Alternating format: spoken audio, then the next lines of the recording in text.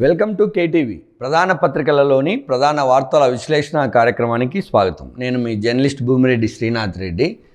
నేటి దినపత్రిక సూర్య పత్రికలో ప్రధాన అంశాలు ఒకసారి చూస్తే, పుతిన్ పర్యటనలో ప్రోటోకాల్ బ్రేక్, భద్రతా నియమాలు పక్కన పెట్టి పుతిన్కి ప్రధాని ఆలింగనం.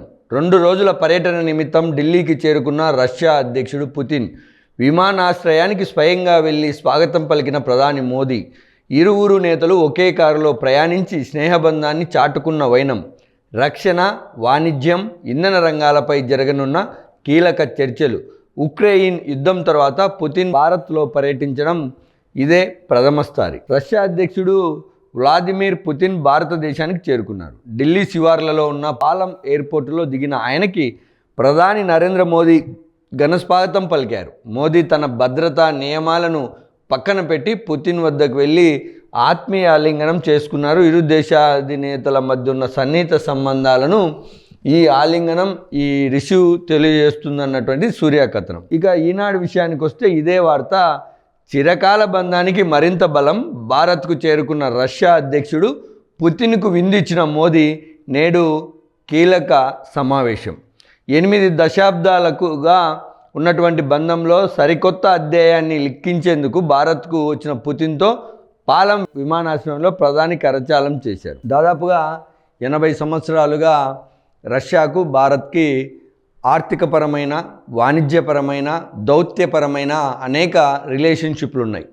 ఈరోజు రష్యా అధ్యక్షుడిగా ఉన్నటువంటి పుతిన్ కావచ్చు, భారత ప్రధానిగా ఉన్నటువంటి మోదీ కావచ్చు, వీళ్ళకన్నా ముందే అంటే 8 దశాబ్దాల క్రితం నుంచే భారత్ రష్యాలు చాలా స్నేహపూర్వక వాతావరణంలో ఉన్నాయి. ఆ స్నేహాన్ని మోదీ పుతిన్ వచ్చిన తర్వాత మరింత బలపడింది. నేడు వాణిజ్యానికి సంబంధించి, అదేవిధంగా దౌత్య సంబంధాలకు సంబంధించి కూడా కీలక చర్చలు జరగబోతున్నాయి. 2 రోజుల పాటు అవకాశం కనిపిస్తుంది. ఆంధ్రజ్యోతిలో 25 ఒప్పందాలు పుతిన్ పర్యటన నేపథ్యంలో రష్యా భారత్ మధ్య కుదిరే అవకాశం. అంటే S-50లు, Su-15 యుద్ధ విమానాల కొనుగోలుపై కూడా అందులో చర్చ రాబోతోంది. ఇరు దేశాల మధ్య 2030కి $100 బిలియన్ వాణిజ్యంకు సంబంధించినటువంటి చర్చ. భారత్కు రక్షణ సహకారం. రాజ్నాథ్ సింగ్తో కూడా భేటీ అయ్యే అవకాశం. అంటే రక్షణ శాఖ మంత్రిగా ఉన్నటువంటి రాజ్నాథ్ సింగ్. కామన్గానే రష్యా ఈ యుద్ధ విమానాల తయారీకి సంబంధించిన దాంట్లో ఇప్పటికే చాలా బలీయమైనటువంటి దేశంగా ఉంది. అలాంటి నేపథ్యంలో పుతిన్ వచ్చినటువంటి సందర్భంలో దాదాపు 25 ఒప్పందాలు జరిగేటటువంటి అవకాశం కనిపిస్తుంది. ఆయన 2 రోజుల పాటు ఉన్నారు. నిన్న మోదీ స్వయంగా పాలం విమానాశ్రయంలో ఆయనను రిసీవ్ చేసుకున్నాడు. $100 బిలియన్ వాణిజ్యానికి 2030 సంవత్సరం నాటికి, అంటే దాదాపు 5 సంవత్సరాల నాటికి $100 బిలియన్ వాణిజ్యం చేసే విధంగా, ఒకటి వాణిజ్యం, రక్షణకు సంబంధించి, అదేవిధంగా ఇంధన బంధం కూడా సురక్షితం చేసుకోబోతోంది. అమెరికాకోలు ఇండియాకు ఒక రూల్ అంటూ చమురు కొనుగోలు ఆంక్షలపై ట్రంప్నే అడుగుతానన్నటువంటి మాట కూడా నిన్న వచ్చింది. సాక్షిలో కూడా పుతిన్కు ఘనస్వాగతం. ఎయిర్పోర్టుకు స్వయంగా వచ్చిన ప్రధాని మోదీ అధికారిక నివాసానికి ఒకే కారులో వెళ్ళినటువంటి ఇరు దేశాల అధ్యక్షులు నేడు 23వ ఇండియా రష్యా సదస్సుకు హాజరు కానున్న మోదీ, పుతిన్ చాలా కీలకమైనటువంటి ఒప్పందాలకు అవకాశం. తాను ఎవరికి వ్యతిరేకం కాదని కూడా మీడియాకు స్టేట్మెంట్ ఇచ్చినటువంటి వ్యవహారం. ఇది రష్యాకు భారత్కు ఉన్నటువంటి బంధాలను మరింత బలపడేందుకు చేయబోతూ ఉంది. దాదాపు 25 ఒప్పందాలు జరిగే అవకాశం కనిపిస్తూ ఉంది. దీనిపైన ఆయన రక్షణ శాఖ మంత్రి రాజ్నాథ్ సింగ్తో పాటు చాలా కీలకమైనటువంటి ఒప్పందాలు మోదీతో చేసుకునే అవకాశం కనిపిస్తుంది. వాణిజ్యం, ఇంధనం, రక్షణ పరమైనటువంటి ఈ 3 విభాగాలలో ఎక్కువ ఒప్పందాలు కనిపిస్తున్నప్పటికీ మిగతా వాటిలో కూడా ఆయన ఒప్పందాలు చేసుకునే అవకాశం కనిపిస్తుంది.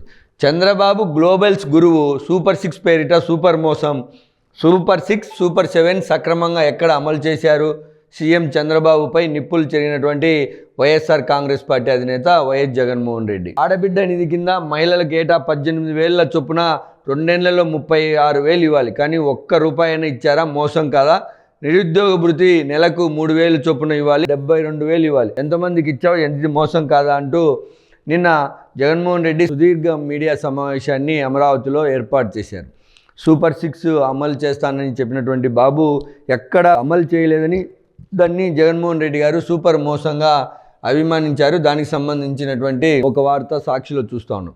అదేవిధంగా లడ్డు ప్రసాదంపై నిందలు వేశారు, దానిని రాజకీయ లబ్ధి కోసం వాడుకున్నారు, శ్రీవారి ప్రతిష్టను దిగజార్చారంటూ జగన్మోహన్ రెడ్డి గారు ముఖ్యమంత్రి గారి పైన గట్టి విమర్శలు చేశారు. దానికి సంబంధించి అదేవిధంగా కొత్త ప్రభుత్వ వైద్య కళాశాలలో పీజీ సీటు 29 లక్షలు చంద్రబాబు సర్కార్ నిర్ణయం. ఏదైతే వైద్య విద్యార్థులకు చంద్రబాబు వెన్నుపోటు పొడిచారు, ఒకవైపు ప్రభుత్వ వైద్య కళాశాలను ఏకంగా ప్రైవేటుకు కట్టబెడతా ఉన్నారు, మరొకవైపు పీజీ సీట్లను అమ్మకానికి పెట్టేశారు. 29 లక్షల చొప్పున వసూలు చేసేందుకు చంద్రబాబు ఆమోదం తెలిపారు. ఈ ప్రైవేటుకు ప్రభుత్వ మెడికల్ కళాశాల అప్పగింత పైన వైఎస్ఆర్ కాంగ్రెస్ పార్టీ ఇప్పటికే దశల వారీ పోరాటం చేస్తూ ఉంది. 1 కోటి సంతకాల సేకరణ, కలెక్టరేట్ల ముట్టడి, నియోజకవర్గాలలో ర్యాలీలు, ఇలా అనేక రకాలుగా చాలా రోజులుగా ఈ పోరాటం జరుగుతూ ఉంది. దానికి సంబంధించి ప్రభుత్వం తీసుకున్నటువంటి మరొక నిర్ణయాన్ని, అంటే పీజీ సీటు అమ్ముకునే నిర్ణయాన్ని ఒక వార్త రూపంలో సాక్షిలో చూడవచ్చు. ఇలా సెలవిచ్చారు. 2026 సెలవుల జాబితాను ప్రభుత్వం విడుదల చేసింది. 2026 క్యాలెండర్ ఇయర్లో సాధారణ సెలవులు, ఆప్షనల్ హాలిడేల జాబితాను రాష్ట్ర ప్రభుత్వం విడుదల చేసింది. దాంట్లో 24 సెలవు దినాలు ప్రకటించింది. ఇందులో మహాశివరాత్రి, బాబు జగజీవన్ రావు జయంతి, దుర్గాష్టమి, దీపావళి ఆదివారాలు వచ్చాయి. ఈసారి అధిక సెలవులు శుక్రవారమే రావడం విశేషమంటూ ఆ వార్త కథనాన్ని బట్టి అర్థమవుతా ఉంది. విమాన ఛార్జీలు ఉన్నపలంగా పెరిగినటువంటి వార్తను మనం ఈనాడులో చూడొచ్చు. 500 పైగా విమానాలు రద్దయ్యాయి. ఢిల్లీ నుంచి ముంబైకి, బెంగళూరుకి ప్రయాణికులు చాలా అవస్థలు పడినటువంటి దానికి సంబంధించి ఇండిగో ఆగిపోవడం వల్ల ఈ రేట్లు కూడా విపరీతంగా పెంచుకున్నటువంటి పరిస్థితి కనిపిస్తోంది. 45 రోజుల్లో శంకుస్థాపనలు, విశాఖ ఎంఓయూపై కార్యాచరణ, ఆ దిశగా 7.69 లక్షల కోట్ల పెట్టుబడులు. ఎస్ఐపిబి సమావేశంలో సీఎం చంద్రబాబు విశాఖ భాగస్వామ్య సదస్సులో కుదుర్చుకున్న ఒప్పందాలలో 50% పైగా ఆమోదించే ప్రక్రియ మొదలైందని చంద్రబాబు పేర్కొన్నారు. వాటికి 45 రోజుల్లోగా శంకుస్థాపనలు జరగాలని ఆయన అధికారులను ఆదేశించారు. అంటే ఏదైతే విజయవాడ కేంద్రంగా వస్తున్నటువంటి అంతర్జాతీయ, జాతీయ సంస్థల ఒప్పందాలను వీలైనంత త్వరగా కంప్లీట్ చేసి 50 రోజులలో వాటిని శంకుస్థాపనల వరకు తీసుకెళ్లే కార్యక్రమాన్ని ముఖ్యమంత్రి చాలా స్పీడ్గా చేస్తూ ఉన్నాడు. దీని ద్వారా ఉద్యోగ ఉపాధి అవకాశాలు పెరిగే అవకాశం ఉంది. ఆ పెరిగే అవకాశాలు వీలైనంత త్వరగా పెరగడానికి స్కోప్ ఉంది. గ్రామాలకు మినీ కలెక్టరేట్గా డీడీఓలు, పౌర సేవలు ప్రజలకు చేరువయ్యేందుకే ఈ ఏర్పాటు. కూటమి వచ్చాక స్థానిక సంస్థల్లో అనేక సంస్కరణలు. డీడీఓల ప్రారంభోత్సవంలో ఉప ముఖ్యమంత్రి పవన్ కళ్యాణ్. గ్రామీణ స్థానిక సంస్థల్లో 10-12 రకాల పౌర సేవలు విభిన్న కార్యాలయాల ద్వారా జరుగుతాయన్నాయని, వాటిని ఒకే గొడుగు కిందికి తీసుకురావాలని తాను పంచాయతీరాజ్ గ్రామీణాభివృద్ధి శాఖ మంత్రిగా బాధ్యతలు స్వీకరించిన వెంటనే అధికారులను ఆదేశించారని చెప్తున్నారు. సుమారుగా ఒక 10-12 రకాల సేవలను ఒకే గొడుగు కిందికి తీసుకురావడం, సరళీకృతమైనటువంటి పరిపాలన జరిగేలా చూడడమే డీడీఓల లక్ష్యంగా కనిపిస్తోంది. పరకామణి కేసు ఒక చిన్న చోరీ, $9,009 దొంగతనమే జరిగింది.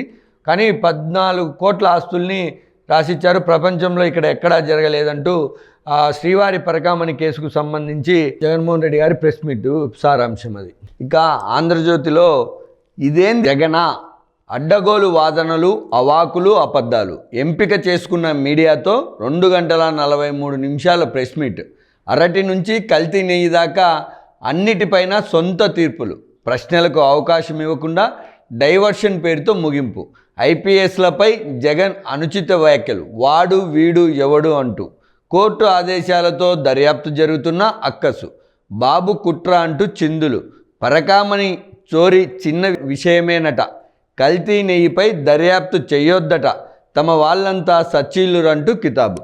నిన్న వైఎస్ జగన్మోహన్ రెడ్డి గారి మీడియా సమావేశం పైన ఆంధ్రజ్యోతి కథనం. నిన్న 2 గంటల 43 నిమిషాల పాటు జరిగినటువంటి ఈ మీడియా సమావేశంలో అన్ని సొంత తీర్పులు చెప్పాడని, ఐపీఎస్ అధికారులను వాడు వీడు ఎవడు అని అన్నారని ఈ కథనం బట్టి ఆంధ్రజ్యోతి ప్రచురించి, చెప్పింది మాత్రమే వినండి, ప్రశ్నలు అడగొద్దు అంటూ ఏకంగా 2 గంటల 43 నిమిషాల మీడియా సమావేశం. కోర్టు తీర్పు మేరకు జరుగుతున్న దర్యాప్తులపైన రాజకీయం, మా వాళ్ళంతా మంచోళ్ళంటూ కితాబు, అర్ధ సత్యాలతో అడ్డగోలు వాదనలు, ఇది జగన్ తీరు అంటూ ఆంధ్రజ్యోతి ఒక కథనాన్ని ప్రచురించింది. అయితే ఆంధ్రజ్యోతి కథనం ఎలా ఉన్నా ఏ అధికారులు కానీ లేదా రాజకీయ నాయకులు కానీ ఒక మీడియా సమావేశం ఏర్పాటు చేసిన తర్వాత, మీడియా సమావేశం తర్వాత అక్కడ ఉన్నటువంటి మీడియా ప్రతినిధులకు ప్రశ్నలకు అవకాశం ఇవ్వాలి. ఎందుకంటే ఎవరి వాదన వాళ్ళు వినిపించేటటువంటి క్రమంలో అధికారులు కానీ రాజకీయ నాయకులు కానీ పబ్లిక్లో జరుగుతున్నటువంటి అనుమానాలను మీడియా ప్రతినిధుల ప్రశ్నల ద్వారానే రాజకీయ నాయకులైనా అధికారులైనా ప్రభుత్వ పెద్దలైనా వాటిని సమాధానం ఇవ్వాల్సి ఉంటుంది. వాళ్ళలో ఉన్నటువంటి అనుమానాలను నివృత్తి చేయాల్సి ఉంటుంది. కానీ అలాంటి ప్రయత్నం అన్ని చోట్ల జరగాలి. ఇది జగన్మోహన్ రెడ్డి గారి మీడియా సమావేశంలోనే కాదు, చాలామంది ఈ మధ్య ఇలాంటి వింత ధోరణులు ప్రవర్తిస్తూ ఉన్నారు.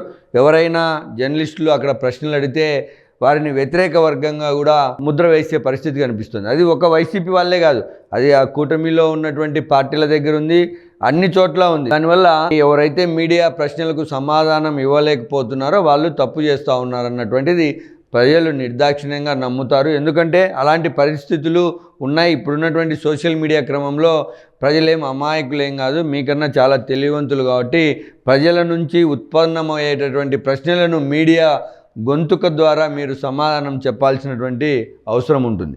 ఆ ముగ్గురిని బొక్కలో పెట్టాలి. చంద్రబాబు, పవన్, లోకేష్పై జగన్ ధ్వజం. ఏ హామీ నెరవేర్చకుండా మోసం చేశారు. రైతుల ముందుకెళ్తే చంద్రబాబును తంతారు. గ్లోబల్స్ బాబు మాస్టారు జైల్లో పెట్టి తన్నాలి. అమాయకులైన జోగి, పిన్నెల్లి సోదరులు వంశీ, చెవిరెడ్డి, కృష్ణమోహన్ రెడ్డి, ధనుంజయ రెడ్డిని కేసుల్లో ఇరికించారు. సబ్జెక్టు డైవర్ట్ అవుతోందంటూ 3 రాజధాని అంశాన్ని దాటవేత. స్వతంత్రంగా పంచాయతీలు. నిన్న చిత్తూరు డిడిఓ కార్యాలయ శిలాఫలకాన్ని పవన్ కళ్యాణ్ ఆవిష్కరిస్తున్నటువంటి సందర్భం. ఇక 10 నుంచి 12 ఒకే చోట పౌర సేవలు అందేలాగా డిడిఓ కార్యక్రమాలు ఉండబోతూ ఉన్నాయి. ఇది ఇవాల్టి ప్రధాన పత్రికలలోని ప్రధాన వార్తల విశ్లేషణ కార్యక్రమం. చూస్తూనే ఉండండి KTV.